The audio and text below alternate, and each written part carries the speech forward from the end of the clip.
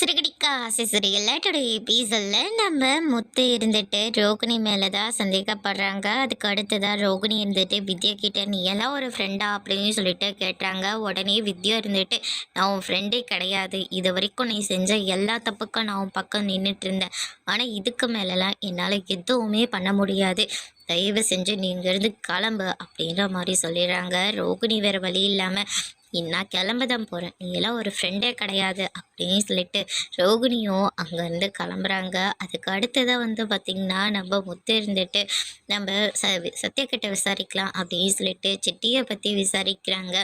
City இந்த வீடியோவை அனுப்பலன்னு சொல்கிறாங்க. இதில் வேறு யாரும் இருக்காங்க, எனக்கு என்னமோ அந்த பார்லர் அம்மா மேலே தான் சந்தேகமாக இருக்குது அப்படின்ற மாதிரி மீனா கிட்ட சொல்லவும், தாத்தா ஒரு பொண்ணுன்னு தானே சொன்னாங்க, அதனால அந்த வித்யாவோட ஃபோட்டோவோ ரோகிணியோட ஃபோட்டோவோ நான் அனுப்பி வைக்கிறேன், அதுக்கப்புறமா நம்ம விசாரிக்கலாம்.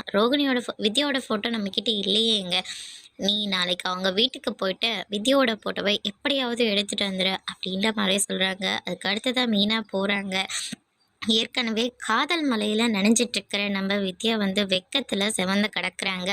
ஏதோ ஃபோட்டோ எடுக்கலாம் அப்படின்னு சொல்லிட்டு மீனா பிளான் போட்டு ஃபோட்டோ எடுக்கிறாங்க. அதுக்கு அடுத்ததான் முத்துக்கிட்ட கொண்டு போய் கொடுக்குறாங்க. தாத்தா கிட்ட கொடுக்கலன்னு பார்த்தா அதுக்குள்ளே நடேசன் வெளியில் போயிட்டு இருக்கிறதுனால நான் 2 நாள் கழிச்சு நான் உங்களுக்கு சொல்கிறேன் அப்படின்ற மாதிரி சொல்லிடுறாங்க.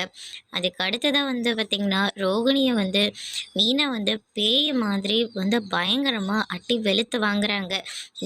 நீ தானே சத்யாவோட ஃபோட்டோவை வீடியோவை வெளியிட்ட, நான் அவனோட வாழ்க்கையை நீ தானே அழிச்ச, உன்னை இதுக்கு மேலே விட மாட்டேன் அப்படின்னு சொல்லிட்டு அடி நடிக்கிறாங்க. அதுக்கு அடுத்ததாக மனோஜ் இருந்துட்டு என்னடாச்சு இவளுக்கு தினமும் அப்படின்னு சொல்லிட்டு ரொம்பவே பயந்து போயிருக்காங்க. அதோட எபிசோட் முடிச்சிருக்காங்க.